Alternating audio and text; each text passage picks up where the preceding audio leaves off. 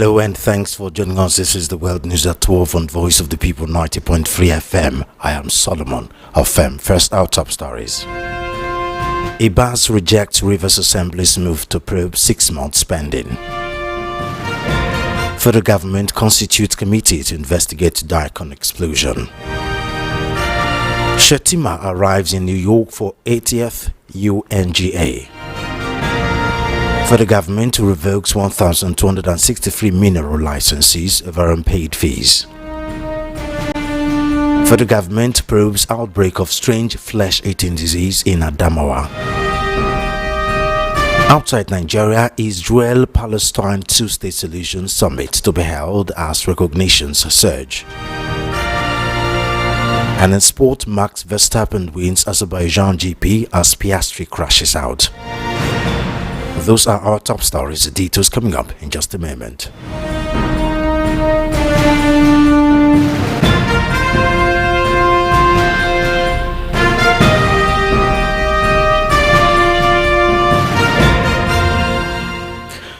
We begin the World News at 12 with a story that the immediate past Rivers State Administrator, Vice Admiral Liboketa IBAS, retired, and the Rivers State House of Assembly may be gearing up for a showdown following the Assembly's decision to probe the state expenditure over the last few months under the sole administrator.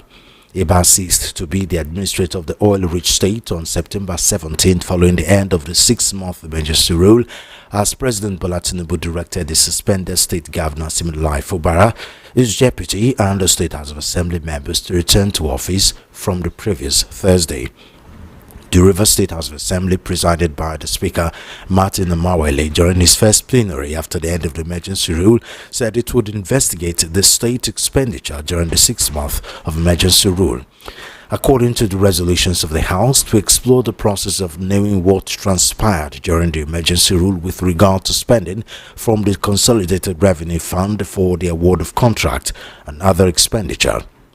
Findings show the River State received at least 254.37 billion naira from the Federation Account Allocation Committee between March and August 2025 under the tenure of the sole administrator.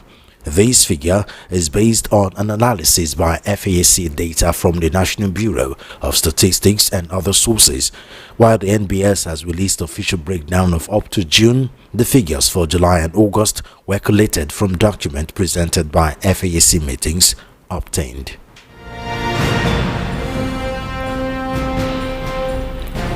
The federal government has set up a committee to investigate the cause of the explosion at the Defense Industries Corporation of Nigeria Daikon complex in Kaduna State.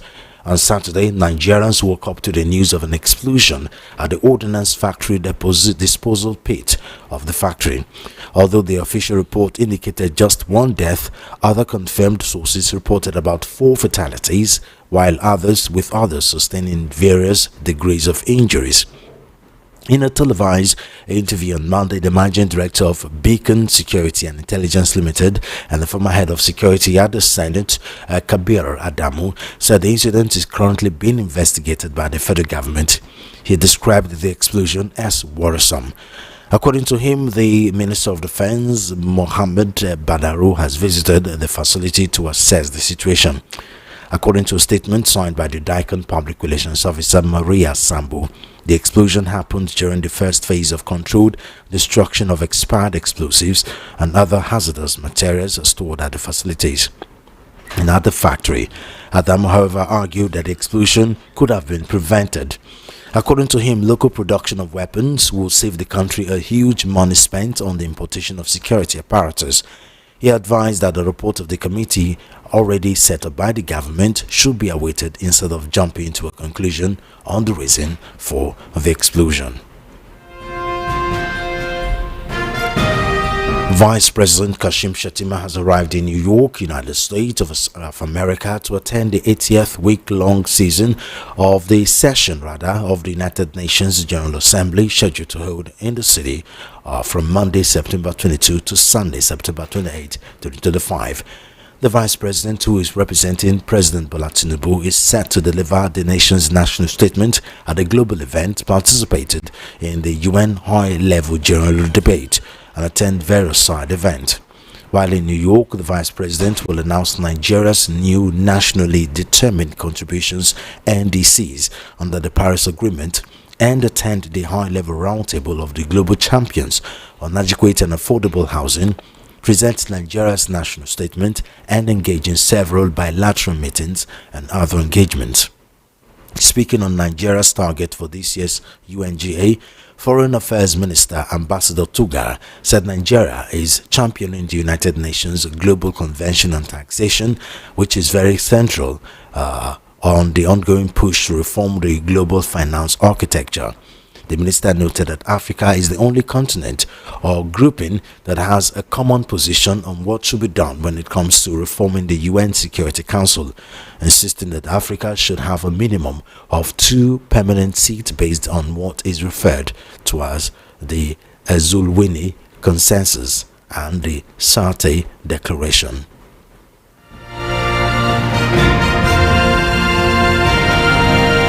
The federal government, through the Ministry of Solid Minerals Development, has announced a fresh revocation of not less than 1,263 mineral licenses.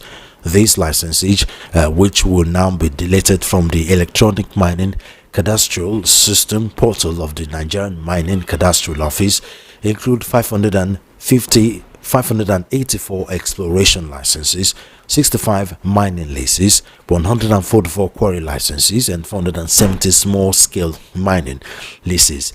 The Minister of Solid Minerals Development, Dele Alake, gave the revocation announcement in a statement issued by Special Assistant on Media, Segun Tomori, in Abuja. The minister explained that the directive was issued due to the company's failure to comply with the requirement of paying their annual service fees. The latest revocation brings the total mineral titles revoked under the current administration to 3,794, including 619 mineral titles revoked for defaulting in paying annual service fees and 912 for dormancy last year. By opening up the areas formerly covered by these licenses, the revocation is expected to spur fresh applications by investors looking for fresh opportunities.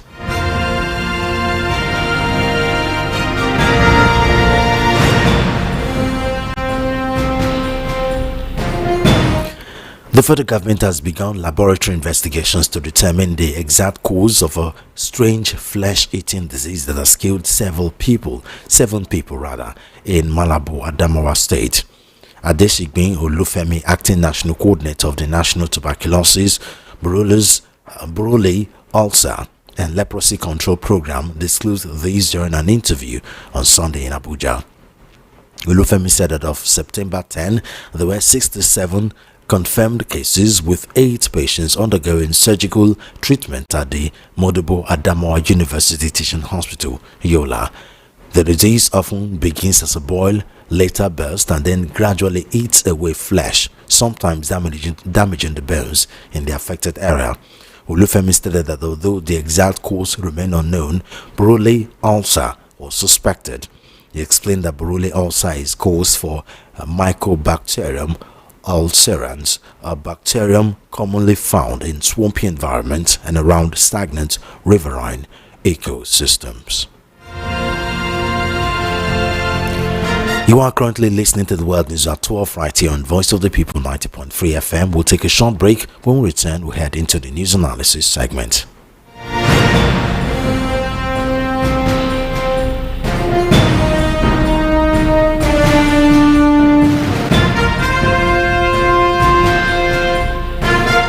If you're just tuning in, this is the World News at 12 on Voice of the People 90.3 FM, and your right here is the analysis segment with Peter Anosike. He's of course a current affairs analyst and of course an academic doctor with PhD on consulting and profit management from Brenner University in the state of Delaware, United States. Dr. Anosike, thank you for joining us on the News at 12. Thank you for having me. So you are also the author of the book Abuse of Power, How Democracy Turned into Tyranny of the Few. That reminds me, yesterday was 20 years after the death of Comrade Chima Ubani, who you dedicated the book to. Say something about Chima Ubani. Well, Chima Obani is one of the few credible, sincere activists in the country. One of the few, because they are very, very few. All these people that you are seeing in the country as activists are just wearing masks. They protest in the day, in the night, they go and collect money from government. Understand? So Chima Obani is one of the few sincere activists that we have in the country. Officially, he died. That's in Potiskum, Meduguri, about 20 years ago, when they went that to protest over abuse of workers. I say officially because it was said that he died in a motor accident. But those of us who were close to him knew what happened. Those of us who were very close to him knew what happened. Even, in fact, he predicted his death to me a week before he died. Wow. Understand? Because he knew that the Nigeria state then were after him. Because they have done everything for him to compromise or to live or the struggle, but he refused. So the only way is for him to disappear. And that's exactly what happened. And they said that it was an accident, that's a motor accident. Understand? So he died in company of one Vanguard photo editor in the accident. That's along Potiskum Meduguri Road. Understand? So yesterday was 20 years. So the book was dedicated to him and other activists like Beko Ramsin Kuti, Bamidenda Aturu. These are sincere activists. Then Omoyonde Showore. And the foreword of the book was written by Comrade Ibuchukwu Ezike, who took over from Chima Obani. Even before Chima Obani died, he told me that his concerns who will succeed him, because most of the activists that we are seeing around are not sincere. That's what he told me. That his concern is who will succeed him. So he has to go to Enugu then to bring Comrade Chima Ibuchukwu Ezike, who succeeded him. So Ibuchukwu Ezike told the story of a struggle for democracy in the country. Understand? He told the whole story. And the same Ibuchukwu Ezike was the person that General Abacha ordered to be arrested and shot alongside President Olusegun Obasanjo and others. So, but as God have it, the morning that they were to be shot was when the news came that Abacha died in the night. So that was why Ibuchukwu Ezike is still alive today and Obasanjo is still alive. Understand me? So the book is in Amazon, and whoever wants to read about the struggle for democracy in Nigeria can just search Peter Nosike in Amazon.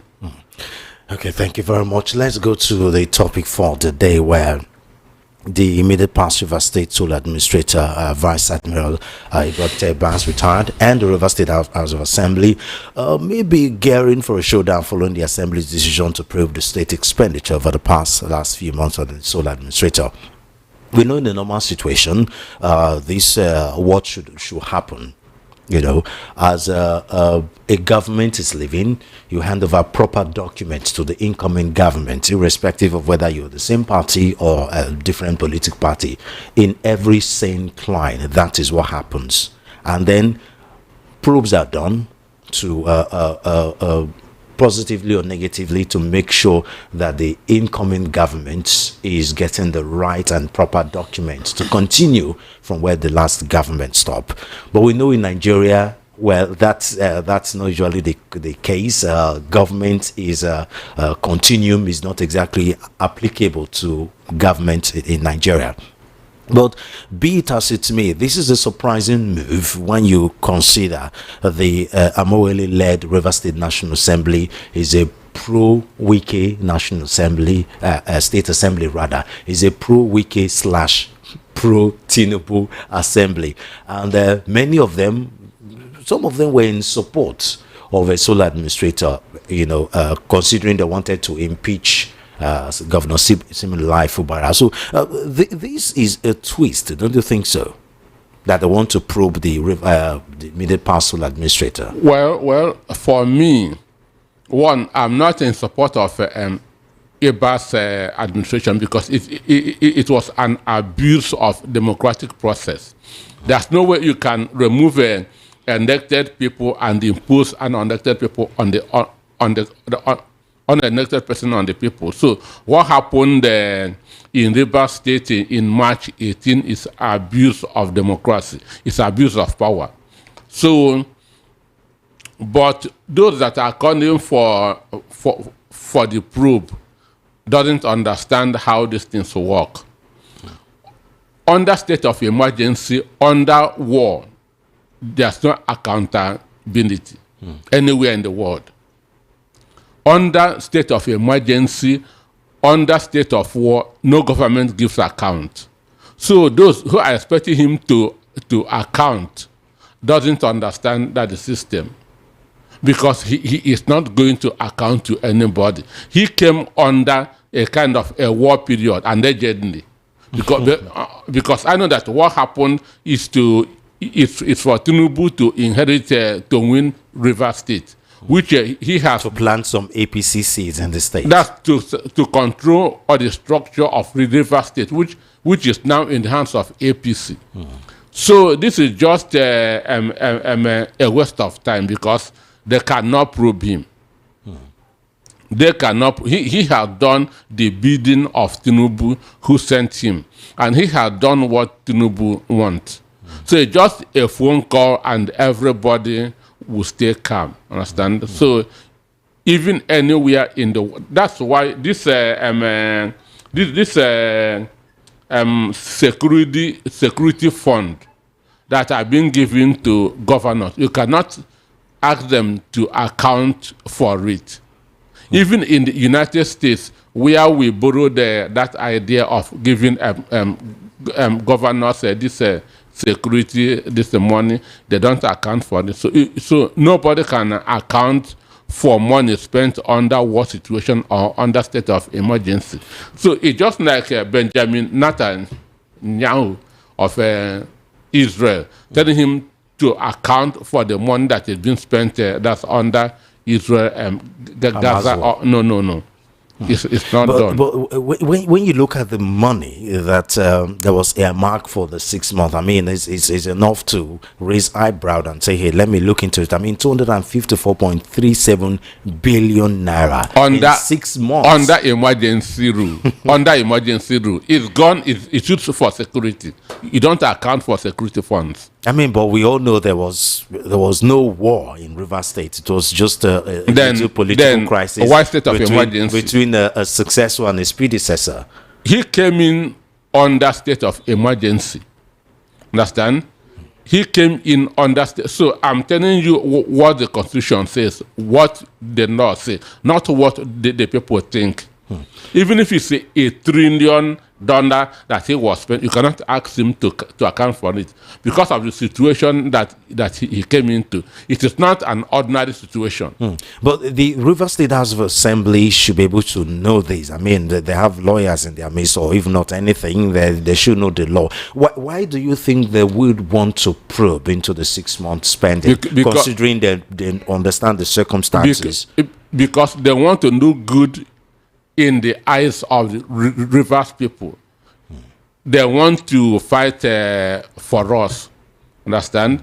They want to fight for us. So that is it. But he's not going to account for anything. He will not even come if they invite him. In other words, you think they're trying to put on a show? It's a show. It's a show to do good in the front of Rivers people, because the money rings bell, isn't it? I mean, it's a lot. With his 6 months. So it's an illegality, and illegality will always bring forth illegality. So he's not going to account for anything. In other words, the money is just gone. Poof, disappear like that. Or the money is gone. Wow, that's unfortunate. Thank you very much, Dr. Peter Anosike, for your time. Thank you very much. Yeah, thank you for having me.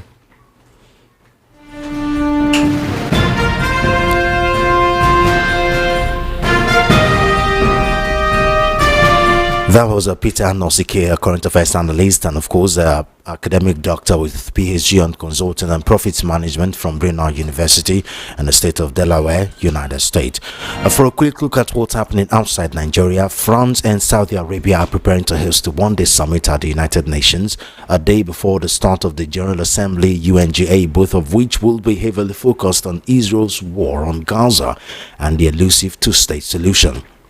At the UN's headquarters in New York, world leaders will convene on Monday, that's today, to revive the long-stored notion amid warnings that a contagious Palestinian state could vanish altogether as a result of Israel's hegemonic moves in both Gaza and the occupied West Bank. France is expected to announce its official recognition of a Palestinian state, and others like Belgium are considering doing the same. It will come one day after the United Kingdom, Canada, Australia and Portugal all recognized Palestinian statehood in historic moves despite vehement opposition from Israel and the United States. Israel and its top allies are boycotting the summit, with Israel's ambassador to the UN, Danny Danon, describing the major multilateral event as a circus and sticking to Israel's common reference and that such moves reward terrorism. Israeli Prime Minister Benjamin Netanyahu is under heavy domestic political pressure amid the surge in recognition of a state of Palestine. Israeli media report his far-right government is considering partial or full annexation of the occupied West Bank in response, but that Netanyahu needs US support and cover, which he will seek while in New York for the UNGA. And finally, on sports, Max Verstappen pulled off a pole to flag victory in Azerbaijan Grand Prix after championship leader Oscar Piastri crashed out in the opening lap of the twisted street circuit. Piastri's McLaren teammate and closest rival Lando Norris was unable to capitalize fully, only finishing 7th and reducing the gap at the top of the standings by 6 points to 25. Mercedes' George Russell, who has been struggling with sickness all weekend, produced a fine drive to climb from 5th to 2nd, while Carlos Sainz picked up his first podium for Williams.